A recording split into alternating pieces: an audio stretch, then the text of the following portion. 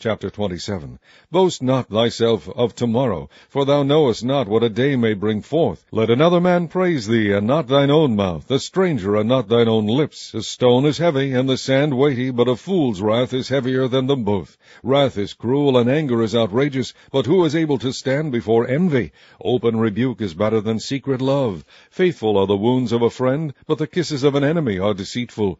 The full soul loatheth an honeycomb, but to the hungry soul every bitter thing is sweet. As a bird that wandereth from her nest, so is a man that wandereth from his place. Ointment and perfume rejoice the heart, so doth the sweetness of a man's friend by hearty counsel. Thine own friend and thy father's friend forsake not, neither go into thy brother's house in the day of thy calamity, for better is a neighbor that is near than a brother far off. My son, be wise, and make my heart glad, that I may answer him that reproacheth me. A prudent man foreseeth the evil and hideth himself, but the simple pass on and are punished.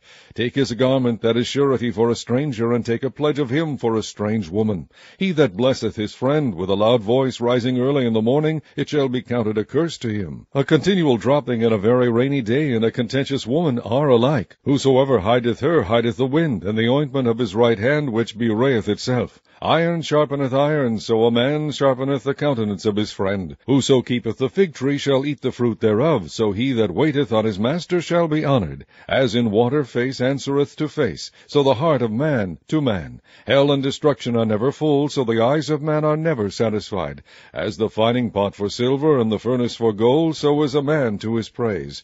Though thou shouldest bray a fool in a mortar among wheat with a pestle, yet will not his foolishness depart from him. Be thou diligent to know the state of thy flocks, and look well to thy herds, for riches are not forever, and doth the crown endure to every generation?